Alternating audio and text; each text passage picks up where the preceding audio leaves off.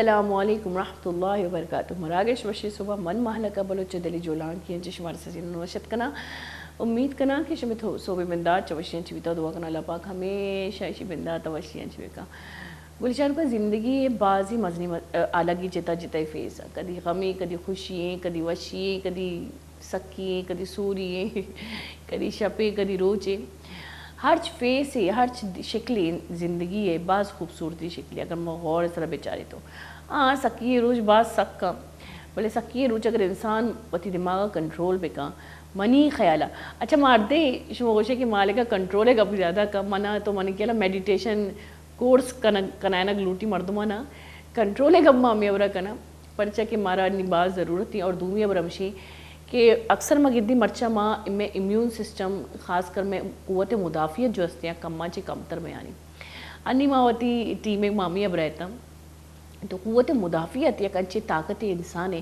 کہ اللہ پاک کا یہ قدرتی گفٹ کتا تیسرے مردمانی قوت مدافعت بعض زیادہ بیتا ابھی ابرا ڈاکٹر نشتگاں بیمار نہ بیتگاں اور آئینی مثال مدائی میں پیروک بیتا فلان بیتا یہ بیمار نہ بیتا فلان بیتا بیمار نہ بیتا تو اتنا چی مزنی مثال ہے کہ قوت مدافعت آئینی تو کا زیادہ بیتا پرچہ کہ آیا نہیں تو کا بیماری خوف کم بیتا آوقتا بلے انی کہ بیماری خوف بیماری ایک کرنے بیماری خوف باجے اور بیماری تو کا جو خوف دے گا مطلب یہ جو مارا رہا کا خاص کر نیوز آنی تھرو مارا رہا دیکھیں جہانی تھرو جو خوف دیکھ بھی ایک انچے ماحول جڑ گا شما جہازہ نشتگے اور آسمانی جو ہستی جمبرانی ماحول بعض خطرناک ہے اور پہلانچی یک خوف تاری ہے پورے ماحول تو کا یک خوف ہراسا یک ماحول ہی اور پتہ پائلٹے آواز کے کہ موسم خرابی وجہ انچی وہ طرح بیلٹا بھی باندھے فلان کنے چوش کریں یعنی کہ انچو لگ گئی کہ مارا رہا آمادہ کنک بیگے کہ بھائی مینٹلی تیار بے بیتا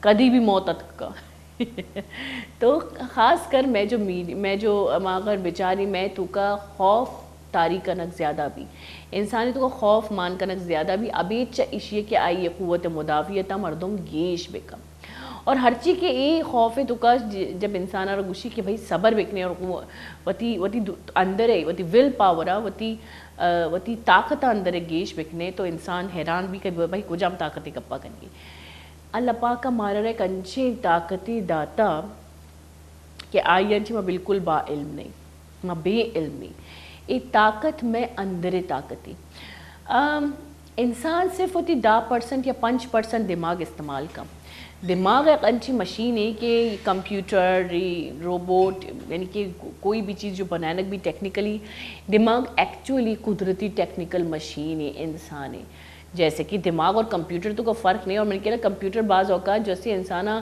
جو بنائیں تا دماغ مشاہبت بنائیں تھی جیسے کہ میں دماغ رہا شٹ ڈاؤن ضرورت ہے شپا میں دماغ رہا شٹ ڈاؤن علمہ ضرورت ہے اگر دماغ ہوتی ٹائم ٹیبل اس طرح شٹ ڈاؤن نبی اور دماغ نزور بیگا لگی آئیے نس نزور بیگا لگا شنچی ابھی ری سٹارٹ ضرورت ہے کدی کدی انچو بھی کہ مار روچا باس بعض دمبوری کار کنی یا کوئی بھی کنی میں جانی نہیں ہم مردین میں کیلولہ گوشن تھی شاید میں کیلولہ کنی اور 10 منٹ 5 منٹ واب جو ہستی مارا رہا پتہ ری اسٹارٹ کا میں محسوس کرنی کہ میں دماغ فریش بھی تھی یعنی کہ سجی تھکن خاص کر منی تو ختم بھی اسی علاوہ میں دماغی تو کا میموریز جب گیش بیان تھی میموریز مطلب ظاہری ابری ماوتی کمپیوٹر ہر چیزیں فیڈ کرنی سیف کرنی تو یہ میموری آئیے جو ہستی فیڈنگ جب گیش بھی تو ہینگ بیگا لگی تو میں دماغ تو کبھی پاسٹ میموری یعنی کہ میموری جب باز گیش با یاد باز گیش با اور یاد آنا ماں بلائیں فولڈر تو کا کنی اور بلائیں فولڈر آنا ہیوی آئیرا مطلب ہیوی چیز دیں ڈیجٹ دیں جو بھی دیں یعنی کہ یاد جو ہستی میں پاسٹ یاد جو ہستی آئے بلائن طاقت ایرکنا تو میں دماغ ہینگ بیگا لگی ہینگ بیگے مطلب ہمشی کہ ماں فوکس چیزیں کنگا نہ لگی اور ماں اگر ادار ہوگی ماں ادار ہوگی چیزیں یاد بھی اچانک بھی آل بھی اور سجن چی مزنی ابر فوکس دماغ سجن چی مستری کاری فوکس ہے اگر مردم غور بکا صرف نہ کہ میں دماغ بلکہ میں چمانی طاقت میں دماغی طاقت اس سجی چیز یکی طرف یکی دائرہ تو کا متوجہ بیگے مارا باز ضرورت ہے خاص کر یک علمی بیتا باز پیسرا یک میجیکل جو کہ جادو حرام ہے یک جادوی علم کتگے کہ یک چیز ذرا فوکس یعنی کہ یک علمی بیتا ایشان نازانہ چی نام دیاں کہ مردم نشتا انچو کہ چلا کاٹا انچو چل روچ یا کوئی بھی روچ نشتا آئیے ہوتی چمے پتلیاں نہیں گھما یکی چیز ذرا چارتا اور آج چارا گا یہ گھنٹہ 2 گھنٹہ 3 گھنٹہ شتا اور ایک انچے علمی بیتا کہ دماغ رہے یک جگہ فوکس کن کے وجائیں چی دماغی تیزی گیش بیتا پرچہ کہ دماغ یک طرف فوکس بھی اور دماغ یک طرف سوچ گا لگی اور دماغ اڑو جنجالیاں چی بعض فارغ بھی تو دماغ تر و تازہ بھی ہمیں ابرا میڈیٹیشن چی روشاں میڈیٹیشن ویسے بعض اوقات میں علماء نمنا کہ میڈیٹیشن جو اس ایک بعض مردم نمنا بعض مردمانی وتی عقیدہ وتی سوچی بلے میڈیٹیشن اگر میں بیچاری میں پیغمبرانہ بھی کتا میڈیٹیشن اما مردمانہ کتا جو اللہ پاک کا جب دنیا تو کا جب بھی کوئی پیغمبر یا کوئی میں بانی آیت کتا تو سدن چی پیس رہی دماغ را دنیای اڑو جنجالن چی ریلیکس سیر کتگی ما اکثر گندے کی پیغمبر غارانی تو کا شدگاں کوہانی تو کا شدگاں اینا عبادت کتا عبادت چی عبادت بھی انچو شین کی آئے مطلب یا ظاہر ہے بری تنہائی تو کا کوہ تو کا نہ کوئی لائٹی نہ کوئی چیزی نہ کوئی تواری نہ کوئی آوازی نہ کوئی گواتے روگ آئے گے رجحانی آج اگر کسی نندی تو ظاہر ہے بری تی دماغ را ریلیکس کن کے واسطہ نندی تو اللہ پاک اینی ٹریننگ ہی ابھی پیم کتا کہ غارن تو کا اینا نندہ ننتا اینا پہلا ریلیکس کتا این دماغ را فریش کتا اور آئینی دماغ را فوکس کنگے طاقت دادگی جب آپ فوکس بیتگا گو آئینی سر وحیت کگا آئینی سر دنیا اما پردہ پچ بیتگا جو کہ باطنہ جو کہ اللہ پاک کا ایک پردہ ہی داتا میں دیما تو انسان بچاہی تو انسان بعضی چیز کو کاوتی خدا حکم انچی چیئے کہ خدا یا انسان تو کا انچی قدرت و طاقت مان کو تا کہ انسان وہ طرح پت جانے آ رہی سجن انچی مزن قدرت اگر موتی جسم بارے صرف بائیولوجی اوانی وتی جسم بائیولوجیکل بینیفٹ ابوانی ہوتی جس میں ماں یہ فائدے ابوانی فوائد ابوانی مارا معلوم بھی کہ میں جسم میریکلی معجزائی اور میں جسم یک معجزائیں چی کم نہیں بیچار میں چیزیں کو چیچی ایبیلٹی مانا بھائی بیماری و طرف بیماری واسطہ میں جس میں تو کا پروٹیکٹیو جراثیم استا یعنی کہ اما جراثیم جو میں حفاظت کرنا میں جس میں تو کا بالکل ایکٹیو 24 گھنٹہ دل جو پمپنگ کا میں اونا رہا اور سجی روز اسی کاروبار چل گئی میدا جو اگر کوئی فوڈ پوائزنی بھی یعنی کہ ورگے تو کا ماحولی جراثیم زیادہ مان بھی اور تقریباً ورگ میں اونے واسطہ یعنی کہ آئیے جو غذائیت میں اونے تو کا روا میں اونا رہا نقصان بھی کا تو میدا کوالٹی ہے بیچار بھائی کہ میدا مارا الٹی دا مطلب میدا ہضم کرنگن چی پیسرا مارا الٹی دا ورگا ڈننا کشی دوڑ دا تاکہ میں جسمارا کوئی بھی پرابلم نہ بھی سجنا جی مزنی ابر چم میں مچاج میں مچاج کی ہر سیکنڈ تو کا میں چمانی حفاظت کا اور اگر دیر انچی ایک چیزیں بیٹھ ڈائریکٹ میں مچاج تو کا سکس سینس بازی دیر چیزیں پہلا جو سے خطرہ ہے پہلا فوکس کرتی اور وہ طرح ڈائریکٹ بند کرتی اور میں اکثر گندے کی قصے میں مچاج تو کا میں چمانی تو کا 10 بھی گدے کی کوشش کر ڈائریکٹ میں چم بند یعنی کہ میں مچاج الرٹ میں چم میں یہ جو حصہ جو جلد یہ الرٹ کے کدی یک نقصان ہی مبی چمے تو کا یعنی کہ ہر چیزیں با حفاظت اللہ پاک کا سچی چیزیں نہیں حفاظت آئی تو کا ایر کو تھا جب مارا ٹوٹلی اللہ پاک کا یک پروٹیکشن ہی یک کوری داتا ٹوٹلی میں با حفاظت کوری تو کہیں میں جسم یا کوری ظاہری بھی میں ہمیشہ کچھا زندگی اور موت بچا یعنی کہ دنیا اور انسان بچا یا کنیکشن صرف یہ کوری جو ہمارا پیری روح برزکر ہوتی اور روح دنیا کو اچکار نہیں تھی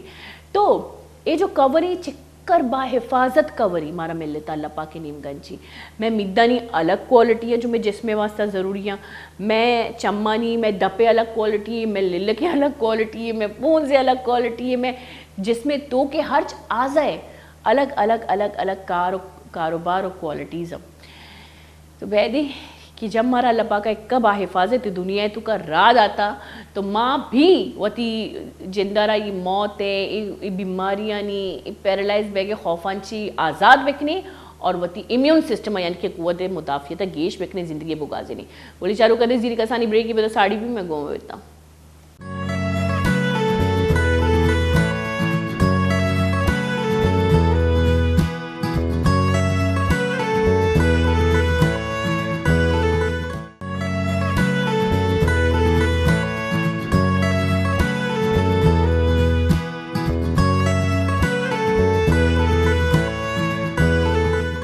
واشد کے گلی شاہرو کا بریکن ساری چونکہ مگا پتران تن گئے تھی کسانی من کوٹیشن بگو یا کوئی کال ہی بگو یا کوئی منی دلے گپی بگو میں ہمیشہ تی انٹرا دیاں اور شی علاوہ مرچی میں ہمراہداری کریں گے بعض ماشاء اللہ سے لاتے بیاں بعض مطلب اسکالر کوالیفائڈ مردم لیکن لاتے بیاں زندے تو کا اسکالر مردم جو زندگی انچی ایکسپیرینس زیرہ جو زندگی انچی چیزیں حاصل کرنا اور من واجہ کرا صرف منی کہنا 2 منٹ میں گپ کو من میں احساس بھی کہ زندگی چکا نزدیک انچے اور ڈیپلی غور و فکر کا اور انچے مرد و مر بازی جو سوجو سر پہ دی دیا تو مرچی میں گمائی زاہد علی خان. السلام علیکم سر. وعلیکم السلام. ویلکم تو میں آپ کو کر چکی لیکن آن ایئر پھر آپ کو ویلکم کرتی ہوں اپنے پروگرام میں. بہت شکریہ وش ٹی وی کا کہ مجھے آپ نے یہاں بلانے کی سعادت بخشی. ایک طرح سے میں دوسری بار وش ٹی وی کے پروگرام میں آ رہا ہوں. اچھا جی. جی ہاں, مجھے یہ آئیڈیا بہت اچھا لگا کہ آپ بلوچستان کے عوام کو کراچی جیسے میگا سٹی کے لوگوں کے ساتھ متعارف کراتے ہیں. جی. مجھے نہیں پتا کہ آپ کے ذہن میں یہ پہلے سے سوچ تھی کہ آپ اس طرح سے نالج کو ٹرانسفارم کریں ان علاقوں میں کہ جو کم پڑھے لکھے ہیں. اصل میں ہمارا مقصد یہ ہوتا ہے کہ ہمارے لوگوں کو اگر کہیں سے اویئرنیس مل جائے تو آپ جیسے لوگ یا بہت سارے ہم یہاں پہ ڈاکٹرز یا الگ الگ فیلڈ کے لوگوں کو بلاتے ہیں تاکہ ہمارے لوگ جب کراچی آتے ہیں اپنا علاج کروانے کے لیے یا کسی چیز کو جاننے کے لیے ہمارے چینل کے توسط سے ان کو پہلے ہی اس بات کا علم ہو کہ انہیں جانا کہاں ہے. اچھا, میں زاہد علی خان صاحب کے بارے میں بتاتی چلوں کہ یہ سیاحت ان کی فیلڈ کی ان کے مشغلے کے بارے میں سیاحت, فوٹوگرافی, ٹریکنگ, آرٹ پروڈکشن, بھائی فوٹوگرافر بھی ہیں لیکن اس کے علاوہ ان کے بڑے بڑے پیارے پیارے اسٹوریز ہیں زندگی کے جو ان کی جرنی گزری ہے وہ بہت ہی پیاری گزری ہے. ابھی ہم جانیں گے لیکن انہوں نے ماس کمیونیکیشن میں جو ہے ماسٹرز کیا ہے اور یہ الگ بات ہے کہ ان کی جو فیلڈ ہے وہ ہے میڈیا لیکن یہ میڈیا میں زیادہ رہ نہیں سکے لیکن اس کی اسٹوری کیا ہے ہم ان سے پوچھتے ہیں. جی جناب, آپ اپنے بارے میں مزید تھوڑا بہت بتائیے گا پھر ہم آتے ہیں آپ کے مشغلے کے بارے میں. جی بہت شکریہ. دیکھیے یہ میری پوری زندگی جو ہے وہ مختلف اس میں اتار چڑھاؤ آتے رہے جی. اور ان اتار چڑھاؤ کا تعلق جو ہے وہ اس سے نہیں ہے کہ وہ حالات خراب ہوئے اور حالات اچھے ہو گئے بلکہ میری سوچ کا اس سے گہرا تعلق ہے.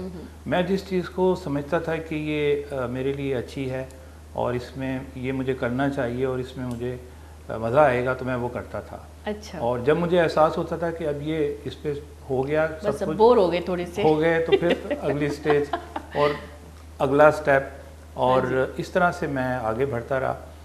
تو صحافت مجھے شوق تھا کہ میں صحافی بنوں اور میرے ماں باپ کا خیال یہ تھا کہ مجھے انجینئر یا ڈاکٹر بننا چاہیے. اور بات یہ ہے کہ یہ بھی لوگوں کو پتہ چلنا چاہیے کہ ہم بچوں کو زبردستی ایسی فیلڈ کی طرف راغب کرتے ہیں کہ جس کا اس سے کوئی تعلق نہیں. ایک ظلم ہے. تو نتیجہ یہ نکلا کہ بی ایس سی میں فیل ہونے کے بعد پھر میں نے بی اے کیا. اچھا. ٹھیک ہے, یہ نہیں ہے ٹھیک ہے, اس لیے کہ مجھے وہ بی اے کے جو سبجیکٹس تھے وہ مجھے آتے تھے, میرا شوق تھا, میں پڑھتا تھا. اچھا, میں ایک چھوٹی سی بات آپ سے پوچھتی چلوں, یہ ہمارے یہاں لڑکوں کو صرف کامرس, کمپیوٹر سائنس اور میڈیکل سائنس اس کے بارے میں کیوں, یہ آرٹ کیا لڑکوں کی فیلڈ نہیں ہے یا آرٹ ایک ایسی فیلڈ نہیں ہے جس کو پڑھا جائے؟ جی دیکھیے یہ بہت بڑا المیہ ہے ہماری سوسائٹی میں. ایک زمانے میں جب ہم نوجوان تھے, جب ہم طالب علم تھے تو اس میں 2 یا 3 پروفیشن ایسے تھے کہ جس کے بارے میں تھا کہ بس ہر ایک کو یہی بننا چاہیے, یعنی ڈاکٹر, انجینئر یا آپ کمپیوٹر سائنس پڑھنا چاہیے. کمپیوٹر سائنس اس زمانے میں نہیں تھا لیکن بزنس مینجمنٹ. اب بدقسمتی سے یہ تینوں سبجیکٹ جو تھے یہ ان کا تعلق جو تھا وہ مالدار گھرانوں سے تھا. بالکل ٹھیک ہے نا, ان کے پاس یہ وسائل بھی ہوتے تھے, بچوں کو وہاں تک تعلیم دلوانے کے, اچھے اسکولوں سے ان کی اسکولنگ شروع ہوتی تھی, وہ پہنچ جاتے تھے. تو جب وہ بچے ڈاکٹر اور انجینئر وہ بن جاتے تھے تو وہ لوگ ان کو رول ماڈل کے طور پر دیکھتے تھے کہ دیکھیے یہ پڑھ لکھ کر ڈاکٹر, انجینئر اور بزنس مینجمنٹ میں یہ پاس آؤٹ ہو کر یہ کامیاب لوگ بن گئے ہیں. تو لیکن ایک بہت بڑی تعداد, میرا خیال ہے کہ 90-95% جو اسٹوڈنٹس تھے وہ اس کو اچیو ہی نہیں کر پاتے تھے. بالکل ٹھیک ہے نا. تو یہ ایک المیہ ہے اور ابھی تک ہے. ابھی بھی دیکھیے آپ، جب یہ کمپیوٹر سائنس کا دور آیا تو خیال یہ تھا کہ یہ جو آئی ٹی فیلڈ ہے بس یہی ہے پیسہ بنانے کے لیے. تو اب آپ دیکھیے کہ ہر بچہ جو تھا وہ اس کی یہ کوشش ہوتی تھی کہ وہ بس یہ آئی ٹی میں جو ہے وہ کچھ کرے. اچھا ابھی میں دیکھ رہی ہوں کیونکہ بات بھی شروع ہو ہی رہی ہے بگننگ سے، تو ابھی میں دیکھ رہی ہوں کہ ماں باپ زیادہ نفسیاتی ہو چکے ہیں جی اپنے بچے کے فیوچر کو لے کر، اور بچے کے فیوچر کو لے کے کیونکہ نفسیاتی ہو چکے ہیں اور زیادہ برڈن بچوں پہ دے دی، یعنی کہ بچے کو فرسٹ ہی آنا ہے، بچے کو سیکنڈ پوزیشن آنا ہی نہیں. ایسا لگتا ہے کہ اسکول میں 4-5 بچے یعنی کہ رینک ہی لانا ہے. کوئی پروموٹڈ پاس ہونے کی پہلے جب ماں باپ ہوتے تھے تھوڑا سا ایک ہلکا ہاتھ بھی رکھتے تھے کہ پروموٹڈ پاس بھی ہو بچہ تو اپریشیٹ کرتے تھے. اچھا اس کے علاوہ اگر بچے کو ڈاکٹر بنا، کسی کو یہ ڈاکٹر اگر پیسہ کما رہا ہے، ہمارا المیہ صرف اور صرف پیسہ کمانا ہے، بچے کو اس فیلڈ کے بارے میں بتانا نہیں، اس کی رسپانسبلٹیز نہیں بتانی. تو آپ کیا سمجھتے ہیں اس ماحول میں یہ جو بچے نہیں پڑھ رہے، میں تو آج کل کسی بچے کو پڑھتے ہوئے نہیں دیکھوں، تو یہ آگے جا کے بچے کیا تاثرات پیش کریں گے اس پاکستان کے لیے؟ دیکھیے سب سے پہلے تو یہ تاثر ختم کرنا چاہیے کہ پیسہ بنانے کے لیے کوئی مخصوص سبجیکٹس ہیں، یعنی آپ ڈاکٹر بنیں گے تو ہی پیسہ بنائیں گے. یعنی یہ اس اعتبار سے بھی غلط ہے کہ ایک ڈاکٹر صرف اس لیے بنے کہ وہ پیسہ بنائے گا، تو نتیجہ یہ ہوتا ہے کہ وہ پھر معاشرے کے لیے ایک یعنی خراب پیشہ بن جاتا ہے. کہ آپ اگر بیمار ہوئے اور آپ ڈاکٹر کے پاس گئے اور آپ کے پاس پیسے ہی نہیں ہے علاج کرانے کے، تو ڈاکٹر صاحب نے تو پیسے ہی بنانے کے لیے یہ ڈگری لی ہے، اس کا مطلب ہے. تو گویا ہم نے ہر پیشے کو پیسہ بنانے والا پیشہ بنا دیا ہے. لیکن بات یہ ہے کہ ظاہر ہے کہ آپ کو عملی زندگی میں جب آپ داخل ہوں گے تو آپ کو پیسہ بھی چاہیے. تو یہ ضروری نہیں ہے کہ یہ مخصوص 2-3 سبجیکٹ سے ہی آپ بنائیں گے، آپ کچھ بھی کر سکتے ہیں، پیسہ بنا سکتے ہیں.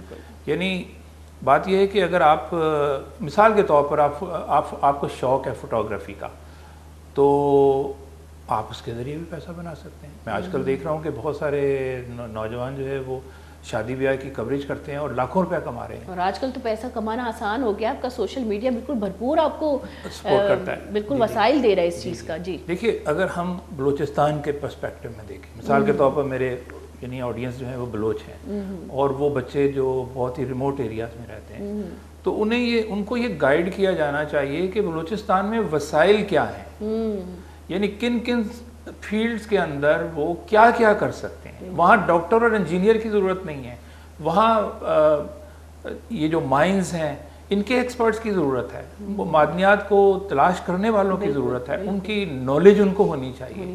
ٹھیک ہے نا، آپ ان کو سکھائیں اور ان کو اس فیلڈ میں لگائیں تو وہ پیسہ بھی بنائیں گے، اپنے گھر کو بھی وہ فلورش کریں گے، اپنے صوبے کو بھی کریں گے، اپنے ملک کو بھی کریں گے. ٹھیک ہے، تو کیسے نہیں کریں گے؟ ضروری نہیں ہے کہ وہ ڈاکٹر انجینئر یا آئی ٹی کے ایکسپرٹ بنے. ان کو معلوم ہونا چاہیے کہ بلوچستان کے کس خطے سے، کس زمین سے، کس پہاڑ سے کون سا پتھر نکلتا ہے، اس کو دنیا میں کہاں بیچا جا سکتا ہے. تو آپ اس کو ان کو سکھائیں گے. مطلب آپ یہ کہہ رہے ہیں کہ اپنی زمین پہ ریسرچ کرنا، اپنی زمین پہ ریسرچ. بلوچستان کا ایک بہت بڑا حصہ جو ہے وہ ساحل کے ساتھ، یعنی کراچی سے لے کر گوادر تک یا جیونی تک. میں تو گیا ہوں، ظاہر ہے میں تو چپا چپا گھوما. سب سے بڑی پٹی، ساحلی پٹی جو ہے وہ بلوچستان 850 کلومیٹر دنیا کی سب سے بڑی کوسٹل ہائی وے ہے. جی جی. تو اس کو کیوں نہیں آپ اپنا ہائی لائٹ کرتے اور اس سے روپیہ بناتے اور اس سے بچوں کو سکھائیں کہ بھائی ان جگہوں پر آپ کیا کر سکتے ہیں، ان جگہوں پہ آپ ٹورزم کر سکتے ہیں. ٹھیک ہے، آپ ٹورسٹ گائیڈ بن سکتے ہیں، آپ ہوٹلنگ سیکھیں، آپ کھانا پکانا سیکھیں. لیکن ہم کیا کریں سر، میں آپ کی بات کاٹتی چلوں کہ ہمارے یہاں دیکھیں پہلے ایک میڈیا کا دور تھا جب سے پی ٹی وی تھا، تو پی ٹی وی میں قومی ترانے ہوتے تھے، اور ایک پاکستان کی جو ایک محبت ہے وہ دل میں تھی. اب یہ بات تلخ ہے لیکن حقیقت ہے کہ پہلے پاکستان کی اتنی، پہلے بھی ہر ملک میں برائیاں ہیں. اب سب سے بڑا کرپٹ ملک تو اگر ہم دیکھیں چوری کے لحاظ سے یا ریپ کے لحاظ سے آپ کا امریکہ ہے. لیکن پھر بھی انہوں نے اپنے ملک کو اس طرح رکھا ہوا ہے، ایک پھول کی طرح. اب پہلے لوگوں بچوں کے دلوں میں محبت تھی، کیونکہ پہلے پاکستان کی محبت ہمارے دلوں میں، بھائی قومی ترانے پہ ابھی تک میں روتی ہوں. لیکن آج کل کیونکہ ہمارا سوشل میڈیا کہیں، ہمارے لوگ کہیں یا ہمارا میڈیا کہیں، اتنا نیگیٹو تاثرات لوگوں کو دے رکھا ہے کہ باہر کے ملک جو ہے ملکی یہاں شہری یہاں پہ آنے سے ڈرتے ہیں, اور جب ہم جاتے ہیں تو ہمیں کسی اور طریقے سے دیکھا جاتا ہے کہ بھئی یہ تو پاکستان سے آیا ہوا ہے, ایسا لگ رہا ہے کہ خدا نخواستہ ہم کوئی جی بالکل یہ کسی اور فیلڈ کے. تو آپ دیکھیں یہ تو ہمارا قصور ہے. دیکھیں میں تو چونکہ ٹریولر ہوں, ہابیسٹ, تو میں جاتا رہتا ہوں مختلف ممالک میں. ہر سال میں 1 یا 2 کنٹری میرا ٹارگٹ ہوتا ہے آپ کہ میں جاؤں اور یہ اپنا یہ شوق پورا کروں. جی تو یہ ہمیں فیس کرنا پڑتا ہے کہ پاکستانی پاسپورٹ کو جو ہے وہ لوگ ویلیو نہیں دیتے. جی لیکن دیکھیے ایک بات آپ کو میں بتاؤں, یہ جو پاکستانی قوم ہے نا, اس میں بڑا پوٹینشل ہے. بالکل آپ سوچ نہیں سکتے کہ یہ دنیا میں یہ یونیک قوم ہے, ٹھیک ہے, اور اس ملک کے اندر 4 سیزن ہیں, شاید ہو سکتا ہے 8 سیزن ہوں, ٹھیک ہے. آپ یہاں برف پوش پہاڑ بھی ہیں, یہاں صحرا بھی ہیں, یہاں پر سمندر بھی ہے, یہاں پر بغیر سبزے کے بلوچستان چلے جائیں تو معدنیات سے اٹے پڑے پہاڑ بھی ہیں. یعنی ہر قسم کا موسم, ہر قسم کا علاقہ یہاں پر ہے, اور ہر قسم کا انسان ہے. یعنی ورائٹی ہر مزاج کا انسان ہے, ہر مزاج کا انسان ہے. اور یہ تو جو تاثر نیگیٹو بن گیا ہے, یہ تو ابھی 8-10 سال پرانی بات ہے نا. لیکن اس سے پہلے کیا تھا؟ اس سے پہلے یہ پورا پاکستان ایک تھا, ابھی بھی ہے, ابھی بھی ایک ہے. لیکن انٹرنیشنل میڈیا نے, ہمارے میڈیا نے اس کی تصویر جو ہے وہ بہت نیگیٹو بنائی ہے. میں جاتا ہوں بلوچستان میں جاتا ہوں, لوگ کہتے ہیں کہ جی وہاں آپ گھس نہیں سکتے, داخل نہیں ہو سکتے, یہ نہیں ہو سکتا. میں جاتا ہوں, اتنے بہترین لوگ ہیں, اتنے مہمان نواز لوگ ہیں. اچھا صرف بلوچستان میں نہیں ہے, آپ سکردو چلے جائیے, آپ خپلو چلے جائیے, آپ شمالی وزیرستان چلے جائیے, آپ نگر پارکر چلے جائیے, یہاں یہ تھر پارکر پہ, ٹھیک ہے. لیکن ہر جگہ آپ کو بہترین لوگ ملیں گے, مہمان نواز لوگ. آپ کا جو دیہات ہے, اگر بلوچستان کے بھی دیہات کا نام لیں, بلوچستان کا شہر کیونکہ مین شہر جو کوئٹہ ہے, اس میں بھی آپ کو کراچی جیسا ماحول ملے گا. لیکن آپ کا جو دیہات ہے, چاہے وہ بلوچستان ہو, پنجاب ہو, سندھ ہو, وہاں کے لوگ بڑے پیارے ہوتے ہیں کیونکہ وہاں پہ کلچر ابھی تک زندہ ہے. جی بالکل, میں تو دیکھنے ہی وہی جاتا ہوں. ہاں جی, میں تو ان کے ساتھ زمین پر بیٹھ کر کھانا کھانا میرے لیے تو بڑا باعث فخر ہوتا ہے یہ, اور بڑا لطف آتا ہے, ٹھیک ہے نا. یعنی کراچی کے کسی 5 اسٹار ہوٹل میں کھانا کھانے سے بہتر جو ہے وہ وہاں ایک شوربے والے سالن میں روٹی ڈبو کے کھانا جو ہے وہ آپ کو پتہ ہی نہیں ہے کہ کتنا مزہ ہے. آپ کبھی یہ تجربہ کر کے دیکھیں. ارے سر, میں ایک بار ہماری شوٹنگ تھی, چلے ایک بات سے بات نکلتی ہے, تو ہماری شوٹنگ تھی تو ہم پنجاب گئے تھے. پنجاب میں وہ کیونکہ سب مرد حضرات تھے, ایک ٹائٹل کیریکٹر تھا میرا, تو یہاں پہ جو دیہاتی عورتیں ہیں وہ بیٹھی ہوئی تھی وہ چارپائی پہ اور باتیں کر رہی تھی. میں نے ان کو چھوڑ کے میں جا کے ان کے پاس بیٹھ گئی. اب بیٹھ گئی, ان کی جو بن بن کی آواز ہے باتیں کرنے کی پتہ نہیں کب میں کسی عورت کے گود میں سو گئی. اب انہوں نے جو ہاتھ سے بنا کے کھیر ٹائپ کا کوئی چیز روٹی کے ساتھ, میں جب اٹھی تو انہوں نے مجھے, اچھا میں سو گئی, مجھے احساس ہوا کوئی میرے جو بالوں کو سہلا رہا ہے. تو مجھے اتنا وہ پازیٹیو وائبس میرے اندر آئے کہ میں فریش ہو گئی ایک دم سے. اور وہ جو روٹیوں کے ساتھ وہ جو ایک کھیر کی طرح کچھ بناتے ہیں, پھر مجھے وہ دیا اور اتنا مجھے پیار دیا کہ میں پنجاب بھی جا کے نا بہت دل کھول کے خوش ہو گئی کہ بھائی یہ بھی ہمارے لوگ ہیں اور ان کے اندر کتنی محبت ہے. اچھا آتے ہیں آپ کے ماس کمیونیکیشن پہ. دیکھیے اس کو میں تھوڑا سا اور بتانا چاہتا ہوں. دیکھیے یہ سب چیزیں ہیں, ہم تسلیم کرتے ہیں کہ پورا پاکستان بہترین ہے, اس کے سارے لوگ بہت اچھے ہیں, کراچی سے لے کے خیبر تک اور جیونی سے لے کے خپلو تک سب بہترین لوگ ہیں. اب ایشو یہ ہے کہ ایک بہت چھوٹے طبقے نے, یعنی ہم ان کو سیاستدانوں کا طبقہ کہیں یا صحافیوں کا ایک طبقہ کہیں کہ انہوں نے پاکستان اپنی پالیسیوں کے ذریعے یا اپنی اقتدار کی جنگ کی وجہ سے انہوں نے یہ ماحول بنا دیا ہے کہ وہ ایکسپلائٹ کرتے ہیں, ٹھیک ہے نا. جیسے کراچی میں ایک پچھلے دنوں ایک جماعت تھی, اس نے لسانی بنیادوں پہ سیاست کی, تو ظاہر ہے کہ اس کا نتیجہ تو یہی نکلتا ہے نا کہ آپ اگر اس بنیاد پہ سیاست کریں گے تو آپ کسی سے نفرت کریں گے, آپ لڑائیں گے کسی سے. تقریباً ایسا ہو رہا ہے. اور یہی چیز جو تھی وہ KPK میں بھی ہوئی, یہی چیز سندھ میں بھی ہوئی, سندھو دیش کا نعرہ, یہی چیز بلوچستان میں بھی ہوئی. تو یہ تو سیاستدانوں کا کام ہے. اب ہماری عوام کا کام یہ ہے کہ وہ مطلب جدوجہد کریں. جب تک لوگ آواز نہیں اٹھائیں گے تبدیلی نہیں آئے گی. میں یہی کہہ رہی ہوں, جب تک یہ دیکھو کتنی بڑی بات کی ہے انہوں نے, جب تک ہم آواز نہیں اٹھائیں گے بھائی کوئی تبدیلی نہیں آنی ہے. اور دوسری بات یہ ہے کہ ہمیں ایک ہونا پڑے گا. اب جو وقت آ گیا پاکستان پر, یہ کیسا وقت آ گیا ہے کہ ایک غبارہ ہے, ٹھیک ہے, اب کسی کے ہاتھ میں پن ہے, بس پھٹنے والا یہ غبارہ. تو پاکستان اگر ختم ہو گیا, ہم سب کا وجود ختم ہو جائے گا. اچھا اس کے علاوہ چلیے تو اور ہو سکتا ہے ختم, ہو سکتا ہے. دیکھیے یہ ایک لوگ کہتے ہیں کہ جی پاکستان بنا ہے, یہ کبھی انڈو نہیں ہوگا. یہ کیوں نہیں ہو سکتا؟ ہمارے سامنے بہت سارے ممالک جو ہے وہ انڈو ہو گئے, اور عوام کی وجہ سے ہوئے ہیں, عوام کی وجہ سے ہوئے ہیں. یعنی یوگوسلاویا بہت طاقتور ملک تھا سینٹرل یہ ایسٹرن یورپ میں, وہ آج نہیں ہے. اس کا جو چیف تھا مارشل ٹیٹو, وہ کتنا زبردست طاقتور حکمران تھا, لیکن اس کا ختم ہو گیا وہ. تو آپ بچائیں گے پاکستان کو تو پاکستان بچے گا, اور آپ بچا سکتے ہیں. میں آپ کو ایک چھوٹی سی مثال دیتا ہوں. پرسوں ہماری فیملی کی ایک بچی کو گھر کے دروازے پہ ڈاکو نے جو ہے وہ لوٹا, اس کو اس سے فون اور نقدی چھین لیا, وہ دھکا دیا, وہ زمین پہ گری. تو میں تھانے, مطلب ہے کہ پہلے تو یہ ریزسٹنس ہوئی گھر سے کہ جی کیا کوئی ضرورت نہیں ہے ایک فون اور اس کے لیے تھانے جانے کی. تو میں نے کہا کیوں نہیں ضرورت ہے, بالکل یہ اگر آج اس بچی کو کیا ہے تو کل یہ دوسری کسی بچی کو کریں گے, ٹھیک ہے. تو میں تھانے گیا, میں نے پرسو کیا, ہم نے اس کو ٹریس کر لیا کہ اس کا موبائل جو چھینا ہے وہ اب یہ ہو جاتا ہے ٹریس, آپ دیکھیے, ٹھیک ہے. ہم پولیس کو لے کے گئے, ہم پیچھے گئے, 3-4 گھنٹے اس کو ان کو کرتے رہے. لوگ یہی کہتے رہے, پولیس والے بھی یہی کہتے رہے, جی آپ چھوڑیں جی, ان کے لیے تو کوئی بات ہی نہیں کرتا. بھائی کیوں چھوڑیں؟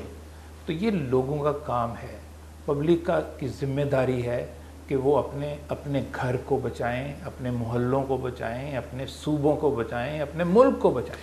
بیسکلی یہ ملک ہے تو ہم ہیں, یہ ملک ہے تو ہم ہیں. اور ہم یہ جو چھوٹی چھوٹی باتوں پر حکومت پہ بالکل ہم لوگ تانے مانے کستے ہیں, لیکن ہم کبھی اپنے گریبان میں جھانک کے نہیں دیکھتے کہ ہمارا جو ماحول اتنا گندا پڑا بھرا ہے وہ ہماری وجہ سے ہے.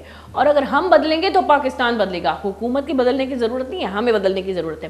اچھا سر, پھر ہم آتے ہیں آپ کی فیلڈ پر. یہ تو ہم بہت گہری باتیں کر رہے ہیں, کہیں ایسا نہ پکڑ ہو جائے ہم دونوں. نہیں دیکھیے, میں تھانے گیا نا تو میں نے پولیس کے اوپر کرٹیسزم نہیں کیا. میں نے ان کو سمجھایا, میں نے کہا دیکھیے یہ 2-3 گھنٹوں میں اگر ہم کر لیں گے تو ہم کر سکیں گے.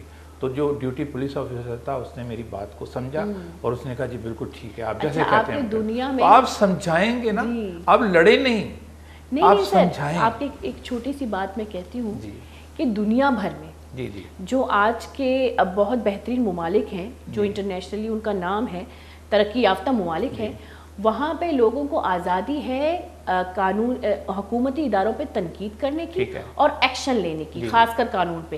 یہ ہمارا ملک ہے جہاں پہ ہم ایکشن نہیں لے سکتے, بھائی گلا پکڑا جاتا ہے. ہم آتے ہیں, پھر میں تیسری بار آئی ہوں آپ کی فیلڈ پہ. ماس کمیونیکیشن کے بعد آپ نے میڈیا فیلڈ تو آپ نے اختیار کر لی, لیکن اس کے بعد آپ نے جو چھوڑا وہ جو آپ کی کہانی ہے کہ آپ نے میڈیا کیوں چھوڑا اور کیا وجہ تھی, کیونکہ آپ نے اتنا ٹائم دیا اس کو, اسی فیلڈ میں پڑھنے کے بعد آپ نے کوئی اور ارادہ اختیار کیا, اس کے بارے میں کچھ بتائیں. میں نے اخبار جوائن کیا, مجھے نیوز روم میں بیٹھنے کا بہت شوق تھا. اچھا. تو وہ نیوز روم کا جو ماحول تھا نا وہ مجھے بڑا فیسینیٹ کرتا تھا. میں جب ماس کمیونیکیشن پڑھ رہا تھا تو میں جاتا رہتا تھا, میرے دوست تھے اخباروں میں, تو میرا دل چاہتا تھا کہ میں یہاں بیٹھ کر نہ رات بھر جو ہے خبریں بناؤں. تو میں نے جوائن کر لیا اخبار, اور میرے برابر میں جو ایک صاحب تھے وہ مجھ سے ڈبل عمر کے تھے, بلکہ اس سے بھی زیادہ, ان کو 35 سال ہو گئے تھے اسی سیٹ پر بیٹھے ہوئے, موسٹ سینئر, اسی موسٹ سینئر. تو میں نے ان سے سیکھا بھی بہت کچھ. لیکن مجھے لگا کہ یار یہ مطلب اگر میں یہاں رہوں گا تو میں تو 35 سال تک یہی اسی سیٹ کے اوپر بیٹھا رہوں گا. آپ نے اپنے فیوچر کو دیکھ لیا, بیسکلی دیکھ لیا. اور میں نے یہ بھی دیکھا کہ صحافت میں اگر آگے بڑھنا ہے تو کون سے صحافی ہیں جو آگے نکل گئے اور کون سے صحافی ہیں جو اسی سیٹ پر بیٹھے رہے گئے. وہ فرق بہت واضح تھا کہ اگر آپ وائٹ جرنلزم کریں گے تو آپ اسی سیٹ پر 35 سال تک بیٹھے رہیں گے, اور اگر آپ یلو جرنلزم کرنے کے ماہر ہیں تو آپ وہاں جا سکتے ہیں. تو ظاہر ہے کہ میں نہیں کر سکتا. یلو جرنلزم, میں نے ابھی تک جرنلزم کو کلر میں نہیں تقسیم کیا, بتایا بھی کلر کا مطلب. اب وہ یلو جرنلزم کا مطلب یہ ہے کہ اس میں بلیک میلنگ, غلط خبریں, جو آج کل ہو رہا ہے, یعنی ہم بہت ساری چیزیں ایسی ہوتی ہیں, جیسے میں نے پولیس کے بارے میں ابھی آپ کو بتایا کہ آپ پولیس پہ تنقید صرف تنقید ہی کرتے ہیں, یعنی کبھی کسی نے ان کو اپریشیٹ نہیں کیا کہ انہوں نے کوئی اچھے کام بھی کیے ہوں گے, یا آپ نے کبھی کوئی ایسی تحریک نہیں چلائی کہ یار اس پولیس کے محکمے کو اچھا کیسے کیا جا سکتا ہے. کسی نے مطالبہ کیا, صرف تنقید ہوتی ہے کہ یہ غلط لوگ ہیں. تو آپ یقین جانیے کہ جو کراچی پریس کلب ہے اس میں پولیس والے رشوت دیتے ہیں کچھ چیزیں, میں نام نہیں لے سکتا اس کی, ٹھیک ہے, وہ لا کر رشوت دیتے ہیں. تو آپ سوچئے کہ صحافی کتنا بڑا گنڈا ہوگا, ٹھیک ہے. تو بہرحال اچھے صحافی بھی ہیں, اچھا لکھنے والے بھی ہیں, بڑے بڑے زبردست کالم نگارز ہیں, اور لیکن بہرحال میں نے سوچا کہ یہ اس فیلڈ کو میں کنٹینیو نہیں رکھ سکتا. اب یہ کیوں نہیں رکھ سکتا, اس کے پیچھے جو تھی وہ ایک سوچ تھی میری, اور سوچ یہ تھی کہ میں نے بچپن سے بہت سارے خواب پالے ہوئے تھے, اور میں آج تک اپنے خوابوں ہی کو پورا کرنے کی کوشش کرتا رہتا ہوں. اور شوق بس یوں سمجھ لیجئے کہ کوئی ایسا شوق جو میں نے ذہن میں سوچا ہو اور میں نے اس کو دل میں نہ پالا ہو, ٹھیک ہے. یعنی بہت چھوٹا سا تھا تو وہ جو بنٹے ہوتے ہیں نا جو بچے کھیلتے ہیں, کنچے, ہاں جی, وہ اس کو بنٹے بھی کہتے ہیں پنجابی میں, اور کنچے بھی کہتے ہیں, اور مختلف گولیاں بھی کہتے ہیں.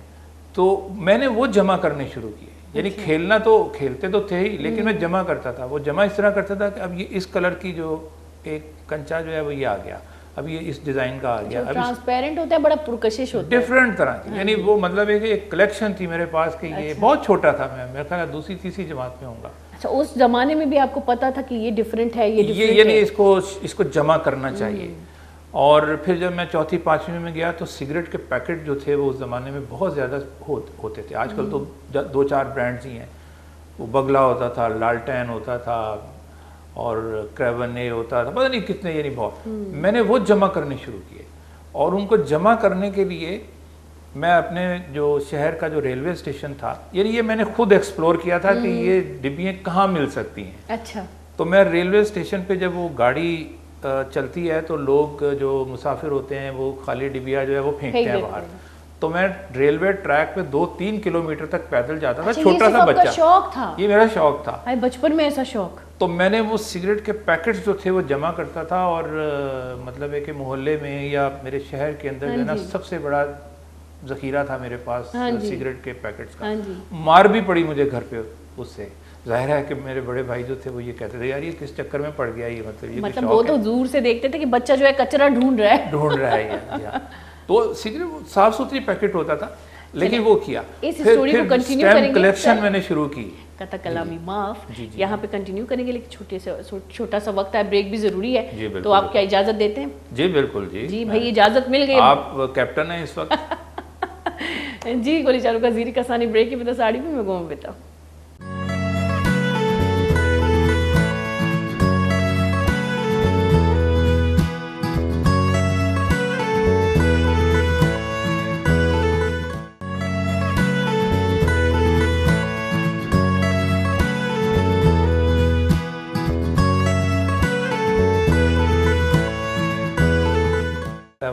جی, اور ہم لوگ آن ہی رہے ہیں. گلی شہر کا وحشت کے بریکن جی ساری ماں باز وشی کا پتران کم گئے تھے, مالوٹا کی واجہ شمید ماں بھی درشان بھی. اچھا, آپ جو سٹوری سنا رہے تھے, بیسکلی ان کی زندگی کی جو جرنی ہے بڑی خوبصورت جرنی ہے. یہ ابھی تو اپنے بچپن کا قصہ سنا رہے ہیں جس میں ایک بچہ اتنا مطلب تجسسی ہوتا ہے کہ وہ چیزوں کو اٹھا کے جمع کر رہا ہوتا ہے. ایسا شوق ہم نے بڑوں میں نہیں دیکھا آج کل کے. تو اس کے بعد ہم آتے ہیں آپ کی ٹریولنگ جرنی کے اوپر. جی آپ سنائیں.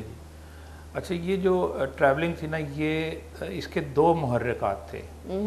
ایک تو کیٹو سگریٹ کی ڈبیا, میرے ابا کیٹو پیا کرتے تھے. حالانکہ جب میں کمانے لگا تو میں نے ان کو بڑے اچھے برانڈز بھی لا کر دیے, وہ نہیں پیتے تھے, وہ کیٹو ہی آخر وقت تک کیٹو پیتے رہے. تو جو کیٹو کے اوپر تصویر تھی نا, وہ میرے ذہن پہ نقش تھی کہ مجھے اس جگہ پر جانا ہے, اور مجھے یہ تک نہیں معلوم تھا کہ یہ ہے کہاں. اور دوسرا جو تھا وہ میرے اسکول میں جب وہ کیا کہتے ہیں اس کو, جب وہ اسکول شروع ہوتا ہے اس کو ایک چیز ہوتی ہے نا, جب وہ دعا پڑھتے ہیں اور ترانہ بھی پڑھتے ہیں, قومی ترانہ. ہاں پڑھتے ہیں نا, بس شروع میں ایک چیز ہوتی ہے بہرحال. ہاں وہ لبے آتی ہے دعا بن کے تمنا میری. تو اس میں جس اسکول میں پڑھتا تھا اس کے اندر اقبال کی نظمیں بھی پڑھی جاتی تھی. ہاں جی, یہی اقبال. تو مسجد قرطبہ جو تھی وہ اس کو پڑھی جاتی تھی. تو وہ وہ جو نظم ہے نا, وہ مطلب کہا جاتا ہے کہ اردو کی وہ شاہکار نظم ہے، یعنی اس کے مقابلے کی کوئی اور شاعری جو ہے ابھی تک کسی نے نہیں کی. مسجد قرطبہ، اس کا نام ہی عنوان ہے مسجد قرطبہ. تو جب وہ صاحب بچہ جو تھا وہ پڑھتا تھا نظم، تو وہ میرے ذہن میں قرطبہ جو تھی نا، وہ مسجد قرطبہ میرے ذہن کے اندر نقش ہو گئی، اور میرے خواب و خیال میں بھی نہیں تھا کہ میں یہاں جا سکتا ہوں. اور ایک لمبے عرصے تک میرے پاس وسائل بھی نہیں تھے، کوئی پیسے بھی نہیں تھے کہ میں اسپین جا کر اس کو دیکھوں. اور فائنلی 2008 میں میں اسپین چلا گیا اور میں نے وہ مسجد دیکھ لی. تو یہ دو چیزیں جو تھی وہ میری ٹریولنگ کی بنیادی طور پر جو تھی وہ محرک بنی. تو بس پھر اس کے بعد ایک شوق سا تھا. پھر میں نے پورا یورپ گھوما، افریقہ گیا، ایجپٹ، ترکی، سعودی عرب، امارات. اچھا کس طرح سے آپ نے یہ سب چیزیں مینیج کی؟ چین، تھائی لینڈ. اگر مجھے ٹریولنگ کا شوق ہے تو یورپ کے بارے میں سوچ کے میں گھبرا جاتی ہوں. بھائی کتنا خرچہ، پہلے تو ہم خرچے کا سوچتے ہیں، پھر ٹکٹ، ویزا، اور اتنا خطرناک ٹکٹ ویزے پہ ہی پیسے ختم ہو جاتے ہیں ہمارے، وہاں پہ رہنے کا خرچہ تو الگ. تو کس طرح سے آپ نے یہ سب چیزیں کس طرح سے سوچا، پلاننگ کیا تھی اس؟ میں بتاتا ہوں. یہ قدرتی طور پہ ایسا ہو گیا کہ یہ ایک چیز ہے، اور میں یہ گائیڈ کرتا ہوں کہ لوگ بھی ایسا کریں، جو نوجوان جو چاہتے ہیں کہ ایسا ہو. دیکھیے پہلی چیز تو یہ ہے کہ میں نے زندگی کے اندر روپیہ جمع کرنے کا شوق نہیں پالا.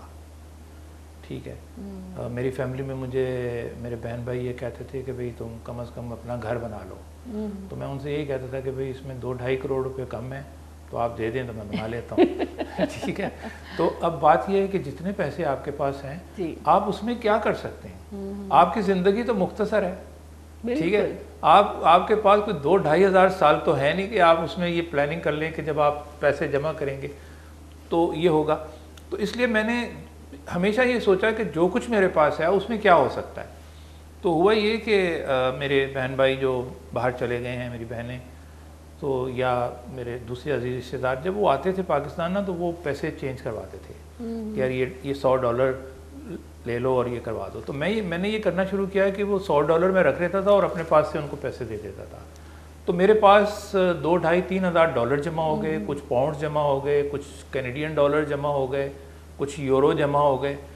تو اچھا یہ اس طرح سے جمع ہوئے کہ مجھے پتہ ہی نہیں چلا کہ یہ اتنے سارے پیسے میرے پاس جمع ہو گئے، کیونکہ وہ بائی دا ٹائم مطلب کئی سالوں کی وہ ایک طرح کی وہ جو تھی وہ کلیکشن تھی. تو جب میں نے پہلا سفر کیا 2002 میں، تو وہاں سے میں نے وہ پیسے نکالے. تو میرا جو روٹین کے اخراجات تھے اس پہ اس کا کوئی فرق نہیں پڑا. نہ مجھے بینک سے نکالنے پڑے، نہ اپنے کام سے نکالنے پڑے. وہ تھے اس میں جمع کیے تھے وہ میں گیا اور عمرہ کر کے آ گیا. پھر میں دبئی گیا، پھر میں ایجپٹ گیا. تو وہاں سے تو اب مجھے یہ پتہ چل گیا کہ یار یہ جو جمع شدہ رقم ہے نا، یہ ٹریولنگ کے لیے ہے. تو پھر میں نے یہ کرنا شروع کیا کہ میں ہر مہینے $100-200 جو تھا وہ لے کے اور اپنے ذخیرے میں ڈال لیتا تھا. تو آج کی تاریخ میں بھی میرے پاس اتنے پیسے ہیں کہ میں کسی 2 ممالک کا ٹرپ کر سکتا ہوں. ٹھیک ہے. تو جب میں کر کے آتا ہوں، خرچ کر کے آتا ہوں، میں واپس آ کے پھر ان کو جمع کر لیتا ہوں 1 سال تک. تو اس طرح سے آپ یہ مینیج کر سکتے ہیں، کوئی بڑی مشکل چیز نہیں ہے. دوسری بات یہ ہے کہ ٹریولنگ کے لیے اگر آپ اخراجات کا بجٹ بنانا شروع کریں تو ایک تو بجٹ ہوتا ہے جو ٹریول ایجنٹ آپ کو دیتا ہے. تو ٹریول ایجنٹ تو آپ کو ہائی سائڈ کے اوپر بتائے گا کہ جی ہم یہاں سے ہوٹل بھی بک کر کے دیں گے، جتنا ان کو بینیفٹ جتنا ان کو. ٹھیک ہے، وہ زیادہ پیسہ کمانا چاہتے ہیں. تو آپ خود ایکسپلور کریں. آپ یہ دیکھیں کہ سال کے کن مہینوں کے اندر ٹریولنگ بجٹ جو ہے وہ کم ہو سکتا ہے. مثال کے طور پر گرمیوں کے جو 2 مہینے ہوتے ہیں وہ دنیا بھر میں ہائی سیزن ہوتا ہے، تو ڈبل پرائسز ہوتی ہیں، کرائے بھی ڈبل ہوتے ہیں اور ہوٹلز کے کرائے بھی ڈبل ہوتے ہیں، پھر وہاں ٹرانسپورٹیشن کے بھی. تو ہم چنتے ہیں وہ والے مہینے کے جس میں وہ یہ سب چیزیں کم ہوتی ہیں. پھر ہم یہاں سے ٹریول ایجنٹ کے ذریعے کوئی بکنگ نہیں کراتے، ہم خود کرتے ہیں. آپ خود کر سکتے ہیں یہ کام. یعنی جو یورپین ٹریولر ہے وہ تو چلتا ہی اسی طرح سے ہے، وہ تو جیب میں پیسے ڈالتا ہے اور نکل پڑتا ہے. ٹھیک ہے. اس کے لیے ان کی یہی بات مجھے پسند ہے. میں نے یہ سنا ہے کیونکہ میرے کزن بھی وہی ہوتے ہیں کہ وہ لوگ پورا سال پیسے جمع کرتے ہیں ٹریولنگ کرنے کے لیے. جی بالکل. اچھا ان کے یہاں بھی گھر خریدنے کا رجحان نہیں ہے کہ گھر خریدو رہو، وہ رہتے ہیں، اچھا رہتے ہیں، لیکن سب سے زیادہ وہ ٹریولنگ کو زیادہ مطلب پریورٹی دیتے ہیں. جی بالکل بالکل. اور دوسری بات یہ ہے کہ ایک تو آپ نے ایک لک بھی ہوتی ہے سر. جی. میں یہ مانتی ہوں کہ ہم سب کو اللہ پاک نے قدرت دی ہوتی ہے. ٹھیک ہے. اچھا وہ قدرت ہماری اتنی اسٹرانگ ہوتی ہے کہ وہ ہمارے خواہش کو پرکھ لیتی ہے. ٹھیک ہے. اب اس خواہش میں جب ہماری ایک یقین ہمارا آ جاتا ہے کہ بھائی یہ کرنا ہے تو وہ جو قدرت ہے وہ آپ کی مدد کرنے لگتی ہے اس خواہش کو پورا کرنے. جی بالکل ایسا ہی ہے. تو آپ کے ساتھ میرے خیال سے ویسا ہی ہوا ہے کہ آپ کا یقین پختہ تھا. جی بالکل. یہ چیزیں یعنی آپ کو خود پہلے سوچنی پڑتی ہیں. ٹھیک ہے. آپ سوچیں, آپ غور کریں. مسئلہ یہ ہے کہ ایک جو بڑی تعداد ہے لوگوں کی نا, وہ ان کی سوچوں میں اور ان کے شعور کے اندر پازیٹیو چیزیں نہیں آتی. ٹھیک ہے. اور یہ جو آج کل کا دور ہے اس میں تو یہ یعنی بہت خطرناک دور سے ہم گزر رہے ہیں کہ اس میں ہمارے ذہن میں صرف چیز ہی نیگیٹو آتی ہے. یعنی آپ دیکھیے یہ کہ ایک زمانے میں انڈیا کے ڈرامے بڑے پاپولر ہوئے ہیں. اچھا لوگ سب کہتے تھے کہ یار یہ فضول ڈرامے ہیں, لیکن دیکھتے سب تھے. مجھے عادت ہو گئی تھی ایک بار تو. یعنی وہ ساس بہو کی جو لڑائی ہے اور ان کی جو سازشیں ہیں وہ آپ بڑے غور سے, تو اس سے کیا چیز آپ کر. اب آپ کو ایک بات بتاتی ہوں, ناگن ڈرامہ جو آپ کا اب تک پتہ نہیں کون سا سیزن اس کا چل رہا ہے, میں نے کوئی پہلا سیزن بھی نہیں دیکھا, لیکن انڈیا والے خود اس کا مذاق اڑا رہے ہوتے کیونکہ اتنا تھرڈ کلاس گرافک ہے اس میں. لیکن بنیادی چیز کیا ہے کہ اس میں نیگیٹیوٹی ہے. اچھا اب نیگیٹیوٹی جو ہے وہ انسانی ذہن اس کو قبول کرنے میں بڑا اس کو لطف آتا ہے. ٹھیک ہے نا. اب ساس بہو کا جھگڑا ہو رہا ہے نا, تو جتنی بھی ساس اور بہویں جو ہیں وہ ڈرامہ دیکھ رہی ہیں وہ ساری چیزوں کو اپنے اوپر طاری کر رہی ہیں. تو یہ بڑا ضروری ہے کہ آپ اپنی سوچ کو پازیٹیو رکھیں. آپ کو ایک چھوٹی سی بات بتاؤں اپنے اوپر کی. جی. میں کبھی کبھی بیٹھتی ہوں تو کوئی کیریکٹر میرے سامنے سے گزرتا ہے, کوئی بھی کیریکٹر جس کا میری زندگی میں کوئی کام ہو. اچھا اچانک میرا دماغ اس کے بارے میں نیگیٹو تھاٹس دیتا ہے مجھے, اس نے ایسا کیا, یہ میرے بارے میں ایسا سوچے. اچھا یہ میں خاموش ہوں, اب میں سوچ رہی ہوں, امیجن کر رہی ہوں, اچانک مجھے خیال آتا ہے میں کیوں سوچ رہی ہوں, میں جج کیوں کر رہی ہوں کہ وہ میرے بارے میں کیا سوچتے ہیں یا کیا نہیں سوچتے. تو میں اپنے دماغ کو پھر کنٹرول کر لیتی ہوں, لیکن میرا اثر میرے دماغ کی جو نیگیٹیوٹی اتنا پختہ ہوتی ہے کہ میں اس سوچ کو دل پہ بھی لے لیتی ہوں. اور کبھی کبھی میں سوچتی ہوں کہ میں فضول سے اپنے دل کو جو تکلیف دیتی جا رہی ہوں, جبکہ سامنے والے کیریکٹر کو معلوم ہی نہیں ہے. تو یہ آپ نے صحیح کہا کہ ہم میں زیادہ تر نیگیٹیوٹی ہے جو ہم سوچتے ہیں. دیکھیے حدیث ہے کہ یہ جو حسد ہے, حسد بھی نیگیٹو ہے نا. یہ حسد جو ہے وہ انسان کو ایسے کھا جاتا ہے جیسے سرکہ شہد کو. ٹھیک ہے. یعنی آپ جس سے حسد کر رہے ہیں اس کو تو پتہ ہی نہیں ہے, تو گویا آپ نے اپنے اوپر ظلم کیا, اپنے اوپر ظلم کیا. ٹھیک ہے. تو پازیٹیو سوچ آپ کو پازیٹیو کام کراتی ہے. بالکل. ٹھیک ہے. تو یہ جو ہابیز ہیں یہ دراصل پازیٹیوٹی ہے. تو میں نے جو سیکھا اس سے میں نے کانفیڈنس سیکھا. وہ جو میں نے آپ کو بتایا تھا نا ابھی وقفے کے دوران کہ وہ سگریٹ کے پیکٹ سے جمع کرنا شروع کیا. آپ کو شروع سے بس ایک ٹریننگ ہو گئی تھی. تو یہ چیزیں کہ یار یہ ہابی ہے آپ کی, تو یہ ہابی آپ کو جو ہے نا بہت سارے نیگیٹو کاموں سے روک دیتی ہے. ٹھیک ہے نا. آپ وہ کہتے ہیں کہ آپ کسی شخص کے بارے میں اگر نیگیٹو سوچ رہے ہیں تو آپ اس کو یا تو دل میں رکھیں اگر اس سے محبت کر رہے ہیں, اور اگر اس سے آپ نفرت کر رہے ہیں تو پھر اپنے دماغ میں رکھیں. یعنی وہ آپ کے دماغ میں رہے گا.